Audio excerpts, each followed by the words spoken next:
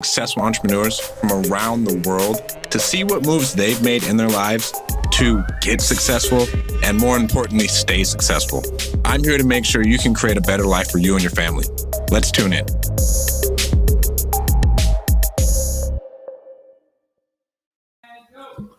Welcome to the Winning Move podcast.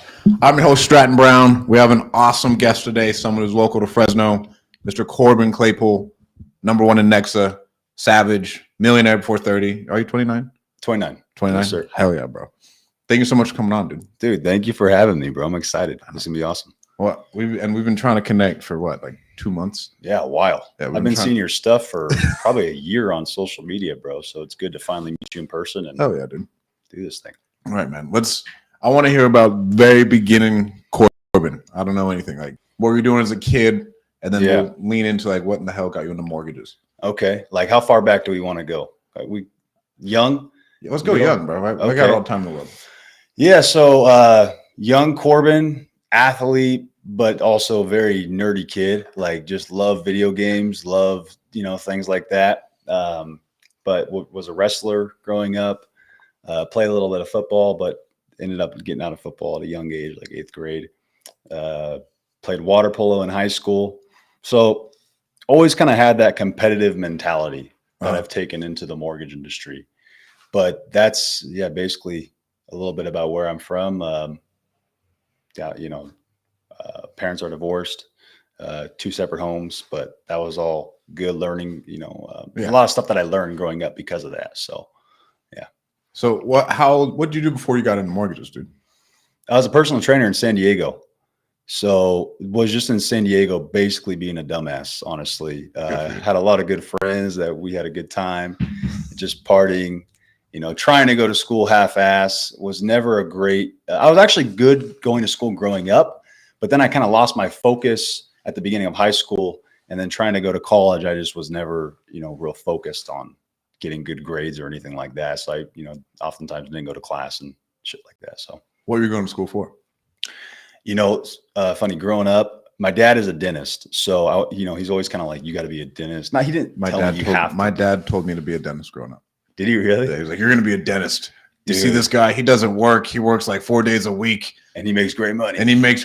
Yeah, dude. They don't make as much money as you think, man. They do okay, but it costs a shit ton, especially these days, to run a dental practice. It's so expensive. And I can't imagine the insurance.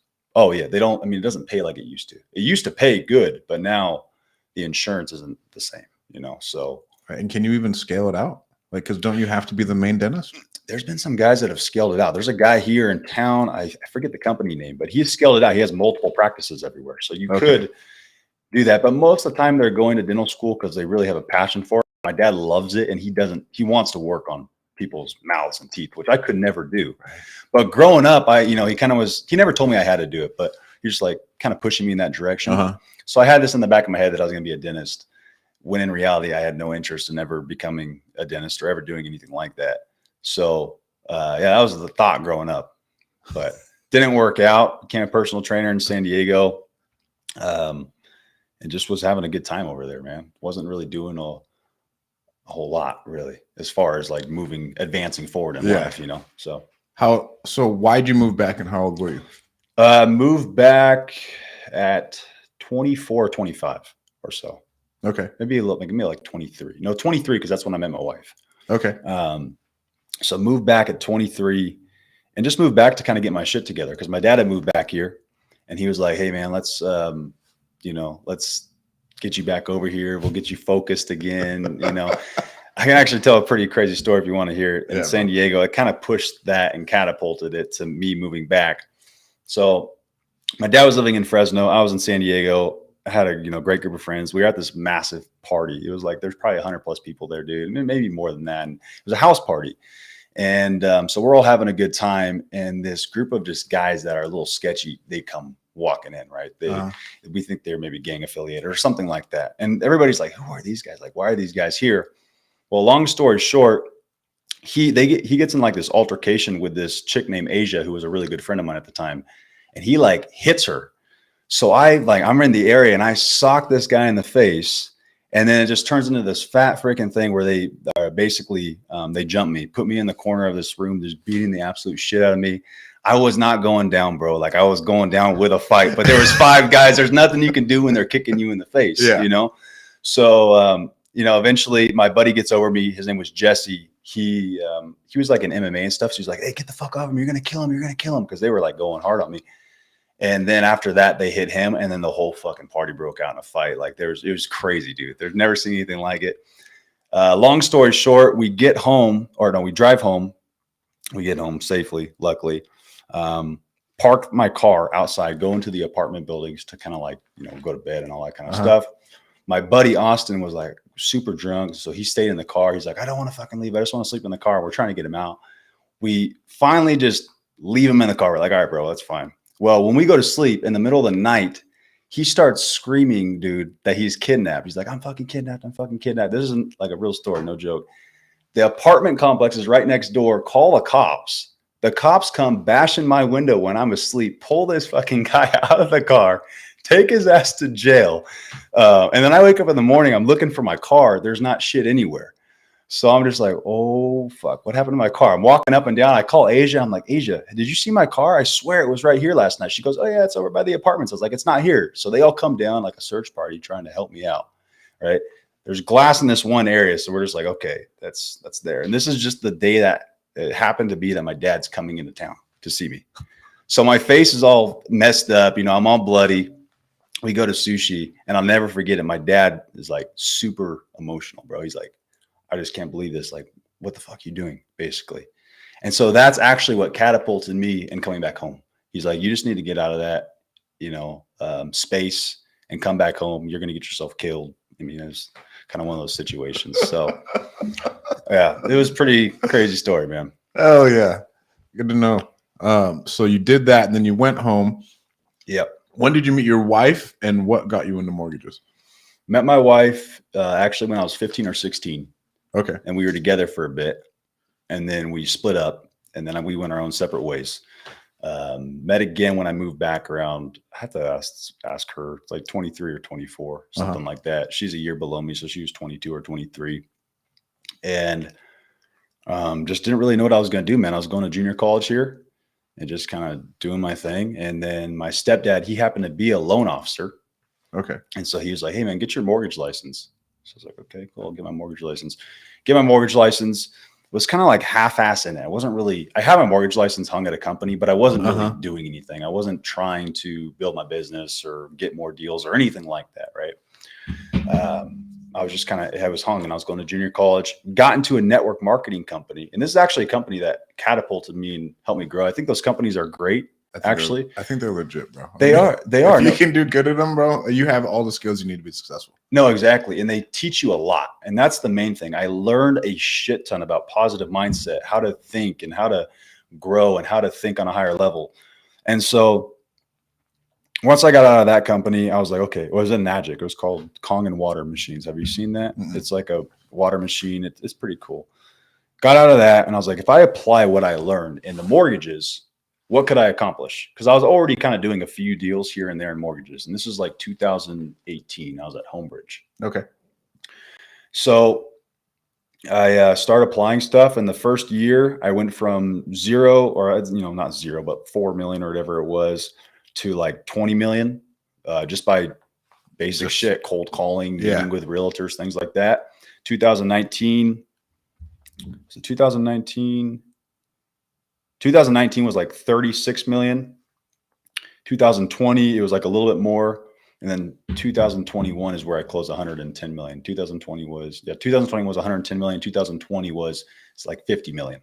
Okay. So every year since then, I've just basically doubled by implementing these things I learned, and also more information and learning stuff and getting people, you know, around people like you and Jason Pritchard and other people that are thinking at that, you know, that way.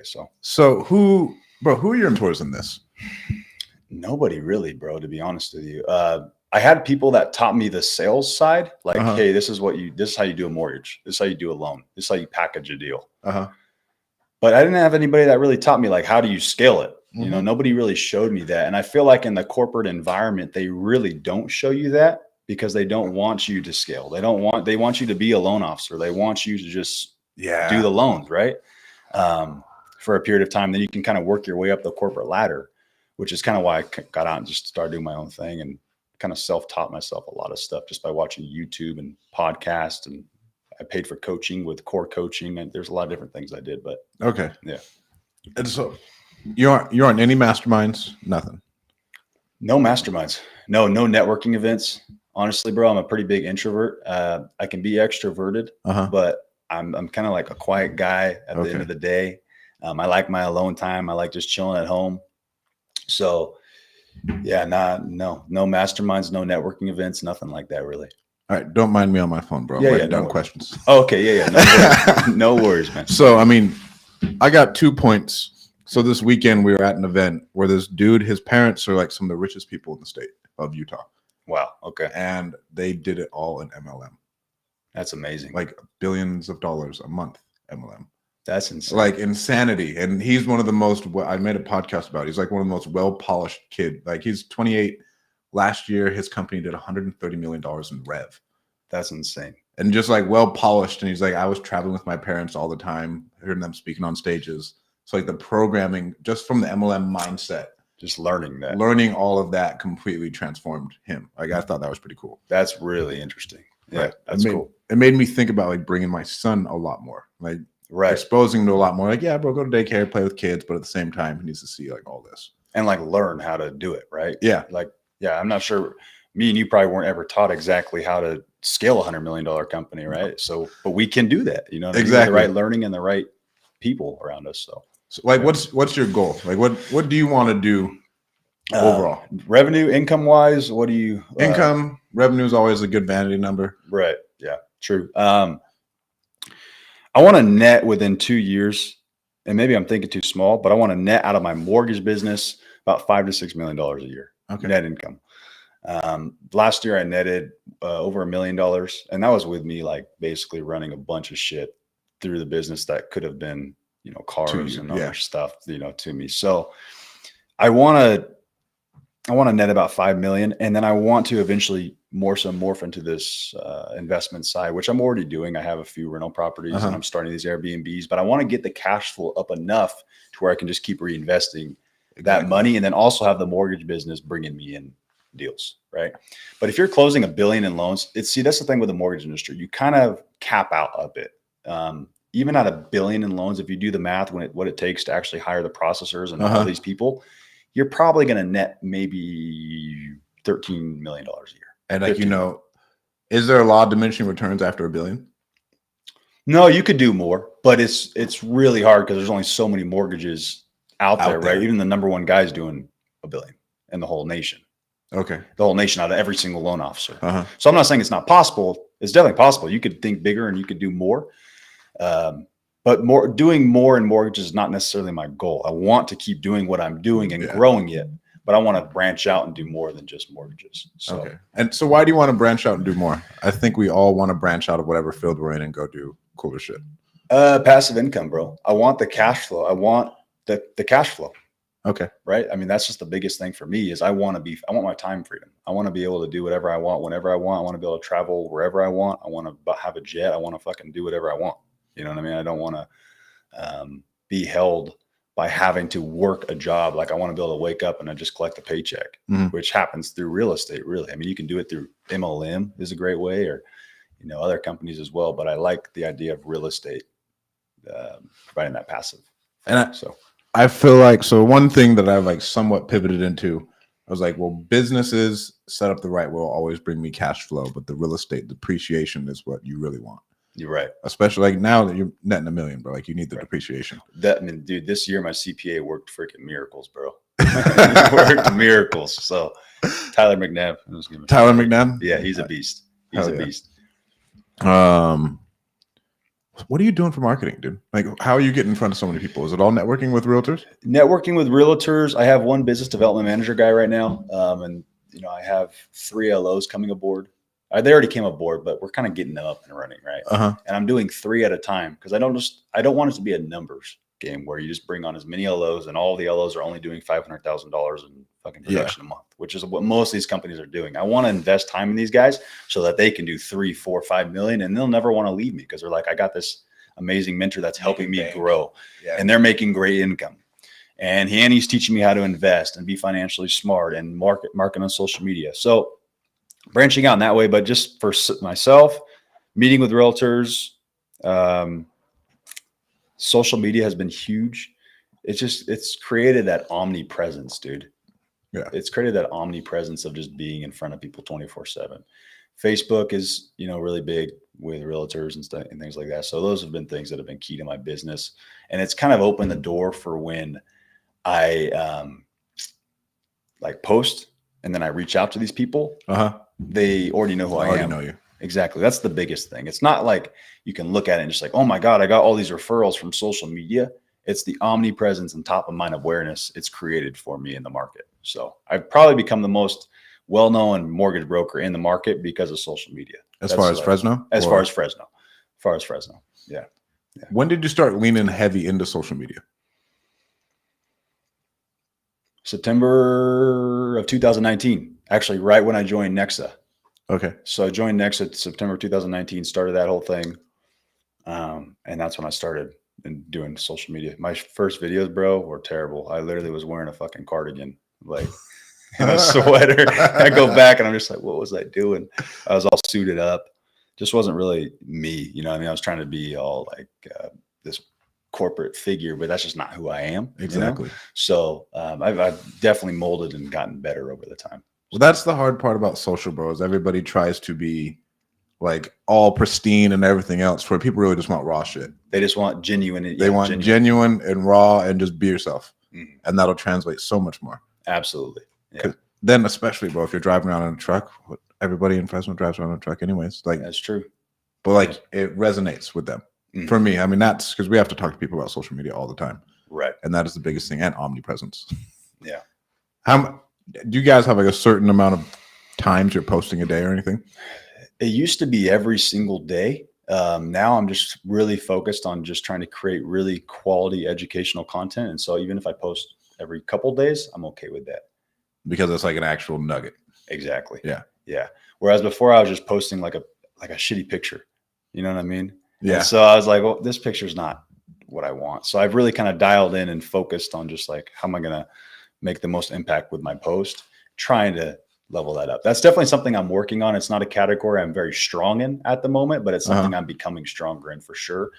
And then I'm starting YouTube. So I already created like 2 videos for YouTube. I'm going to get that all polished up, scripting it, the whole thing, have a teleprompter, like trying to write it all down. And bro, I realized real quick that this shit takes a lot of time. Bro. These guys that are on YouTube, bro, they're savages. Like, it's a lot of work. It's not just like, going on and talking. These guys are dialing every video in. All in. Yeah. So they dial it all in. And then like there's such delayed gratification with like the social game, dude. Like YouTube, social media, you're playing like a 5-year game to like actually see any type of returns from it. Yeah. Maybe even longer. Right. Like maybe even longer, especially in YouTube, bro. Like YouTube, we've been doing it and we're pivoting more into like educational content. But like YouTube, the podcast, Instagram, TikTok, you can get a little bit stuff faster. Right. But it has been a grind. TikTok's algorithm is crazy, dude. You can post one video and blow up. Yeah. I haven't really gotten into TikTok much. So I need to, though. It's a black hole. I mean, it is so, it's addicting because for me, like they just show me the funniest shit. Yeah, dude. That's the problem with, right? We consume so much social media, and I've really been trying to work on that, not consuming so much. Yeah. And trying to look at what these successful people on social media are doing and say, okay, what is he doing that I'm not doing? And what do I need to pivot? Because we don't have to be the same, but we can kind of see what they're doing. They're doing something right. See what the market's, asking for. So, yeah. So, I mean, for me, bro, I try and delete all my social off my phone during working hours. Oh, that's smart. So do you actually just delete the app? Yeah, I just delete the app. Like if you go in here, like I have nothing on here. That's actually smart. I just have like I just had Facebook because the hard part is all of our business runs through social. Right. And so like if I have to get on like an app, I'll get it. But generally they're off. But like so you see Facebook's like out here not because I just downloaded it. There you go. Hey, so when did you start Call Magicians? When did I start that? We started a couple years ago. Okay. It'll be 2 years this year. Okay. It'll be 2 years this year. Dang, you blew that up quick. Yeah, I mean, social media. So is that right? That's kind of where you guys pulled from. Yeah. A lot of it was like, so doing the podcast and then saying, hey, go use Call Magicians, like in my podcast, right? And so like I'd get, okay, for whatever reason, I knew some decently successful like real estate investors. Right. So I'd get them on my podcast, and on the intro, I'd say, hey, if you're looking for a virtual assistant, go to callmagicians.com. Right. And so that's how I did that for like guerrilla branding. And then dude, you have a lot of word of mouth too. Like everybody that I know uses Call Magicians, Bo and Jason and Scott. So yeah, like everybody out here. So we've somewhat capped it, and we've turned it into, it's like a high ticket price to enter in with us in the Central Valley. Mm-hmm. Just because there's so many of us, we don't want to dilute it. Right. So like now to like work with us, it's like 15 grand up front if you're in Fresno. That's beast. Right. I mean, but it makes it easier so we can all keep getting deals the way we want to get deals. Yeah. And then you're going to get clientele that are dead serious. Thank you. Like, I deal with people who are like ready to go. They have the money. They understand the investment. Like they get the whole thing. If they generally, if it's, we don't really even work with new people because like they just don't get as far as they see money as just spending money, and they don't get the fact that it's investing yet. Right. Like marketing is really just investing. Absolutely. Like I'm still getting a return on my money. It's coming in and turning and bringing me back more cash. Dude, it's the biggest investment that you can make. Exactly. Investing in yourself in marketing, right? Investing in your business rather than, I mean, stocks are great. Real estate's great, but nothing's going to make you more money than you. Absolutely. Than you, bro. Like it's, and like, I love the growth talk things you were doing. Are you recording those and like putting them out?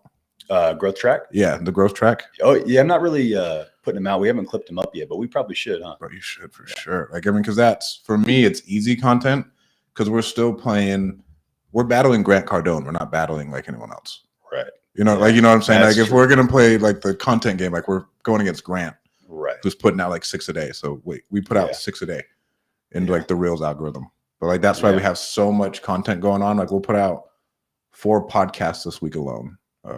So this one, holy crap, a solo one with Michael Zuber, and then holy crap, man. So how long is that taken to clip up and all that? It's got to be taken. I have an entire like editing company. Gotcha. That like handles all of it, but like the commitment to it, just for me, like nothing else brings me that much leverage. Right. So like, let's say you want to scale out and like I'll use Pineda. So Pineda just announced he was going out to Reel. Okay. I think I know what you're talking about. So Ryan Pineda has like 250 subscribers on YouTube, 250K. Okay. Like his reach is absolutely massive, like millions of followers across all the platforms. Right. With that type of reach, by switching over to Reel, which is just an MLM, you're going to make $1 million a year. Just by hiring the people. Just by saying, hey, come join my team. Well, that's actually how Nexus set up too. Nexus set up like Reel and EXP. Really? That's why I joined it. Yeah. So I have probably about 40 people under me across the nation, Ohio, Texas, but there's people that got into it. And at the same time I got into it, they were like, I'm going to go all in on recruiting. And I was like, I'm going to go all in on production. Now I'm doing production. I'm trying to scale this still. And they're just making like 150, 200K a month just off the recruiting, because the recruiting at Nexus beast. Like you make 10 basis points off every deal, no matter what, off every loan officer. There's no cap besides $3,000 a month. 10 basis points is $300-400 a deal. So imagine if you get 300 loan officers under you, you're making a lot of money quick, and it goes down 3 levels. So it's kind of a network marketing company like that. So that's why I like social, right? So with anything, and I always like use like the Kylie Jenner example, dude. Right. So Kylie Jenner can say swipe up and buy my makeup, and she makes more money than most people have ever even thought about. Yeah, that's true. Yeah. Right. And so that's why she's a billionaire. Right. So then I think about that. Okay, what else can we do as far as our brand grows bigger? If I want to start another company, I don't have to go pay for any advertising, dude. Like think about The Rock. The Rock's like, I'm going to start tequila. People pay him for advertising. Right. And everyone's coming to him for like all these drink brands. He's like, no, I'm going to start my own. Instantly, the dude he's going to sell that thing for $1 billion plus. All because of. You think he's going to sell it? I think I think overall he'll sell it. So what are you doing to keep your mindset good? Like keep your mindset right. I mean, because it takes a lot to working out, dude. Really? That's how I do it. Yeah. I mean, some people meditate, some people do whatever. I used to try all that stuff, dude. I used to wake up, do rain dances in the morning, the whole thing. Oh yeah. I actually saw somebody, Alex Hermosi, you probably heard of him. Bro, he's the GOAT of all business. He's good, dude. I love his shit. And one thing that stood out to me is like, stop doing all that shit. Just wake up and get to work. And that kind of resonated with me. I was like, that's fucking true. Let me try that. So I did. Right. And it made a big difference, dude. Right. It made a big difference. I'll still work out in some mornings. I'd say like 4 days a week, I get up and just get straight to work and then work out in the afternoon. And then other days I'll get up and just go straight to work out and then do the other stuff later or do the work stuff. It's so much easier. Like, because what resonated for me is like, dude, you only have so much like good time and focus in your day.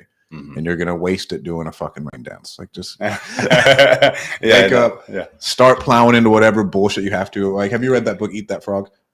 No, I'm guessing it is legitimately just saying, do the hard shit first and everything else will take care of itself. Well, and your brain is the most focused in the morning, right? So like you wake up in the morning and your brain is more lit up than at nighttime when you're all freaking beat and tired and all that kind of stuff. So I noticed I get more done in the morning. I can get more done from like 4:30 to like 9 than I could from 9 to 12 or whatever it was with a half-ass. Are you a morning person? Because I know some dudes like can plow through stuff at night and like that. As soon as I come home, like I feel worthless. Like I can't get anything done in my house.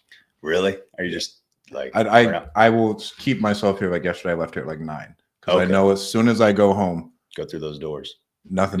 It's a switch too because you got kids, right? So like all of that, like as soon as I leave, nothing else is getting done. And so you got little ones at home. So that's important too. It's really important. I'm kind of a morning person, but to be honest, I'm not going to be the guy that sits here and just like, I can wake up at 3 o'clock every day or 4 o'clock every day. Some days I wake up at 5. Some days I wake up at fucking 7:30. Some days I wake up at 6. Usually never past 7:30. If it's past 7:30, then I was up all night before or something.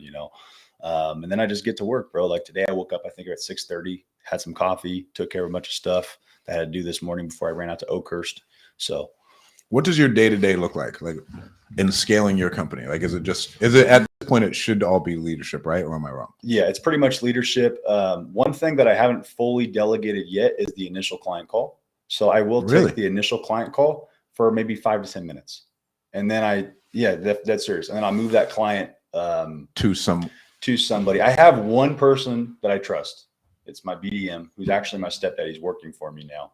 I will let him take the call. But that first initial touch with the client, I don't want to lose it. And that's something I need to delegate. I got to figure out somebody who can replace me. But that's also why I'm doing what I'm doing with bringing the loan officers on. Because once I bring loan officers on that are going out and getting their own business and I'm teaching them to grow and I get a bunch of them, chunks. Now I can move myself out of my business and then I can fully delegate that because I can lose deals and be okay with it. Right now, I don't want to lose deals. So I got to take those calls. But it definitely is something I'm in the works of moving. So right now it's basically I'll do those calls. Those don't take very long. I'll have meetings with my team, leadership meetings, and kind of pushing them in the right direction for the day. If there's like a really bad situation or a fire, I will probably jump in, figure out that, help that out, and just work on the business, bro. Like, what can I do to improve my business today? What can I do to facilitate a better system or a better process or more marketing? That's what my day looks like.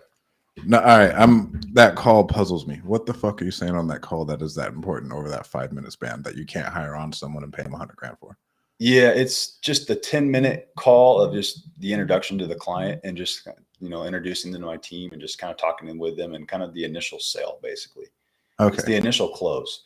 Because if they call somebody who's not knowledgeable or they don't like on the phone, they're just going to go somewhere else. And how we have things set up is I make it very like I don't want to meet with people. I don't want my people meeting with people. We can do more with online applications and still providing that service. Exactly. So it's important for me to kind of lock that client in so that they have the trust that we're going to do a good job for them. And then they just do everything else online. Okay. And then from there, it's passed on to my team. My team's doing the pre-approval, the loan estimate, the whole thing. Facilitating them through the process, everything else.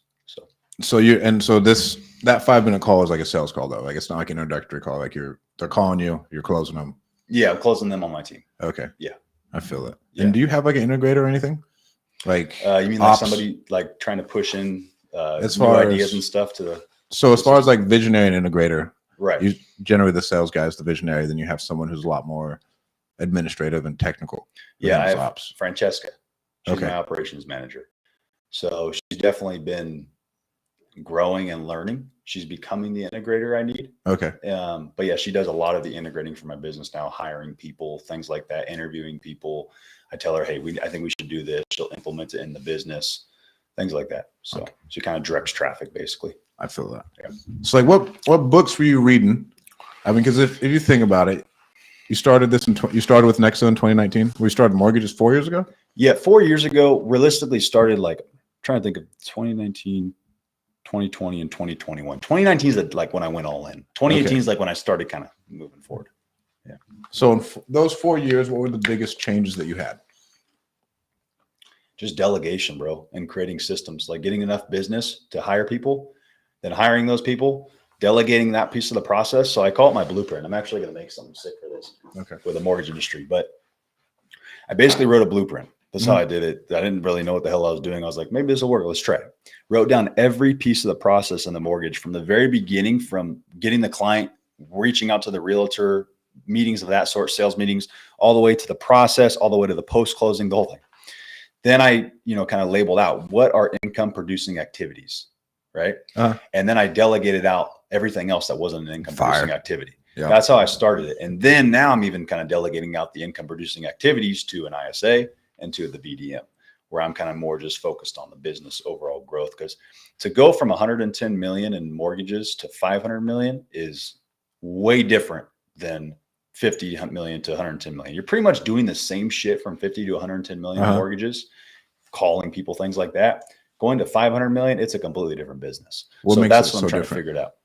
Well, you're just running it more like a corporation, more like a company at that point. You're not really, you can't deal with clients. I can't be taking the initial client call with 500 million in production. It's just not going to happen. There's going to be too many people.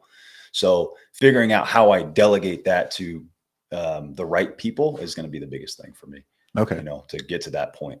So that's kind of why I want to meet with that guy, who's doing over $1 billion in mortgages, right?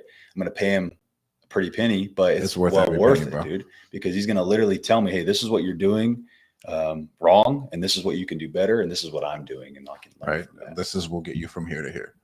Exactly. He'll probably tell me, what the hell are you doing with that first call, bro? You better fucking delegate that shit he's right away. He's gonna tell you that right away. I know. It's something I gotta let go of.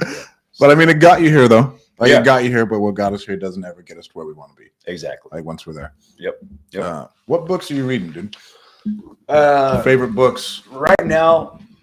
I'm reading the Trillionaire Coach or Trillionaire Playbook or something like that. It's a good it's a good book. I forget the author. And then a book that was really helpful for my business was Traction. Have you read that book? Oh yeah. Breaks everything down. That's the Visionary Integrator. Yeah. And then Law of Success. Never heard of that one. It's a great book. Think and Grow Rich, of course, like the basics, but with kids and stuff, and I don't want to make an excuse, but I just really don't enjoy reading that much. So I don't read as much as I used to. I used to read a lot more. Now I'll read maybe 3-4 times a week, something like that. And then I'll listen to podcasts, YouTube, audiobooks, things like that. You got 2 kids? 2 kids. Do you have one on the way? None on the way. I'm trying to, shoot for a girl, but my wife's like, no more. We're not having any kids. No more kids? She doesn't want any more. Wow. Got a 2.5-year-old boy and another 6-month-old boy. Okay, that is awesome. Yeah.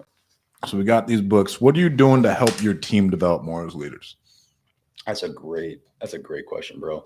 That's actually a really good question. I'll tell you why. Because for me, for a long time, I wasn't developing leaders.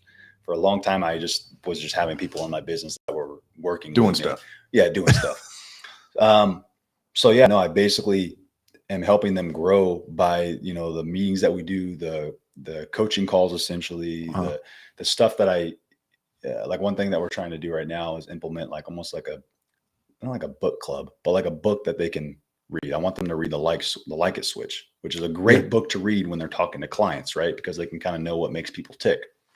So doing things from that point of view, and then really focused on like the heads of each department. I call them my generals. Yep. So I have Francesca, operations. Mark is like kind of outside sales. And then Angel would be internal sales. Okay. So working on my generals to get them to be able to run those pieces of the company is going to be huge for me because I'm going to need them to be able to hire people, run that sort of, side of the business. Let's say I have 60, 70 employees. I'm not going to be able to freaking talk to all these people and run all that, Yeah. So right now we have 10 employees. Okay. 10 employees. And then we just hired 3 loan officers. I don't consider them really employees because they're off doing their own sales. Are they like things. all 1099 and they just pretty much? They're W-2'd. Really? Yeah. I'm talking about the loan officers. So they're W-2 too? This is going to trip you out. They're W-2. Well, you're a W-2 I'm too, W2. though. Yeah, It's explain horrible. that, bro. It's horrible. So with the mortgage industry, you can get 1099, but there's like some compliance laws and some companies just aren't comfortable with it because of the 2008 collapse. They came in and re-regulated everything. I don't know exactly why, but they want people W-2'd. Now, we still are operating our own business within the profit and loss, and we have an Amex card. I can run everything through my business and all that kind of stuff, but I am W-2'd. So that's why that million went out through a W-2 though. Yes, that net million. I have a W-2 for net on there. Yep. But here's the thing. I have another company, a consulting business that is taking a huge write-off. Okay. I have rental income that's taking a huge write-off. Shout out to my CPA again. He saved my life. And that's the kind of stuff that's reducing my I was going to say, dude, because like even the dudes in the NFL, like the new ones, they're paying more than half of their paycheck. Are they W-2'd? They're W-2'd. So get this. That tripped me out when I saw that. So they're W-2'd and they're depreciatable assets for NFL owners because they are they depreciate over time. Holy shit. And so the owners, like all those salaries and shit, it's a fucking write-off because the person's honestly losing value over time. Let's say the shelf life is on average 3 years. Right. Fucking bananas. That's insane. That's crazy. Austin Wentworth? Yeah. I was talking I've never talked to him, but he was a god when I came in. Yeah, he's a good dude, bro. He's a really you should meet him about that. And I think he mentioned they were W-2, and I was like, what the hell? I did not realize that. Bro, they come in, they don't have a CPA. So even Tom Brady is W-2'd? Yeah. Dude, he's got to be able to work out a deal. He's gonna be like, I'm Tom Brady. Right, you would think so when you have fucking 15 million coming in a year, and you're like, nah, bro, like I'm an independent contractor. Yeah. That's crazy. That's crazy. But I don't know. As far as I know, my best friend plays for the Cowboys. Excuse me. And like year one, he told me how much he had to pay in taxes, and I was like, "What?" He's got to get rentals, bro. He's got to get rentals, and well, he did a shit on TurboTax. It's like, okay, it's time to get a fucking CPA. Yeah, that will. Right, but they have to pay in every state that they play in. They pay taxes in that state, so like it is a disaster as being like a pro athlete as far as like figuring out all that financial shit. That's crazy. What's the average salary for like it's like a couple million, right? It's not less. League minimum is like 700 or 800 grand right now. Okay. And then it just goes up and up and up from there. Plus they get pretty good health benefits, I'm guessing, and whatnot, which that doesn't really matter that much, but I mean, I would imagine they would get like full care for anything that happens to them, right? Dude, it up there is such a wild game. So like you don't go to them when you're hurt. You go to a third party doctor. Because you don't want them to have anything against you when contract negotiation comes. Okay. Like nothing. Like, because like one of my good friends, Shan, when he went to the Chiefs out of college, they said if you hurt your shoulder, you're cut. And he was about to make the roster, and his shoulder like came out, and he fucking popped it back in, and they found out and they cut him. Bro, that's savage. They're like, that's crazy. Yeah, that's crazy. They just that's how that world is up there. It's just a fat business of like different depreciable assets who like bring you in more money over time. Wow. You're basically just instruments, bro, for them, dude. That's crazy. Yeah. Yeah, but I mean, you're a very expensive instrument. Right. Yeah, you're making some good money though, and you're an NFL football player. But you're an NFL football player. What else would I have, dude? So start the growth track. To help people, dude, honestly. Okay. And that's kind of why I think you may have saw that you liked it, but doing lunches with people and stuff. I did like that. I just want to help people, dude. Like I just want people to realize that it's possible because I'm nothing special, bro. I don't have a college degree, barely graduated high school.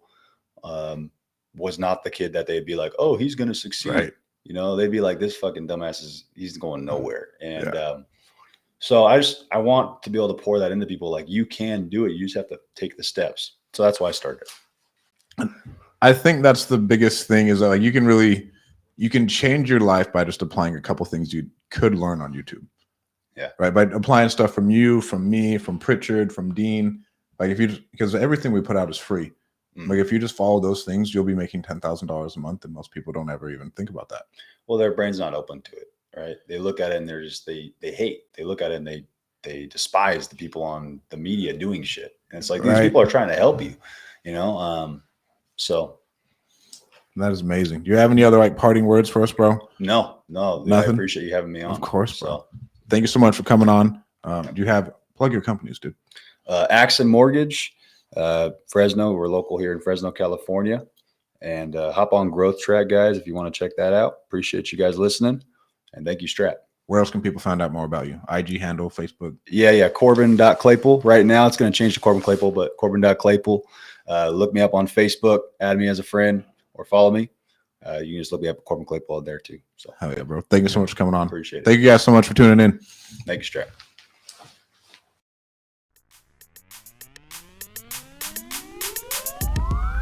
Thank you so much for tuning into this episode of the Winning Move Podcast. I hope it helps you make all the right moves in your life and business. Please make sure to go like and subscribe on any podcast platform that you're listening to, and make sure to go follow me on Instagram at StratDaddy. Thank you guys so much. I'll talk to you soon.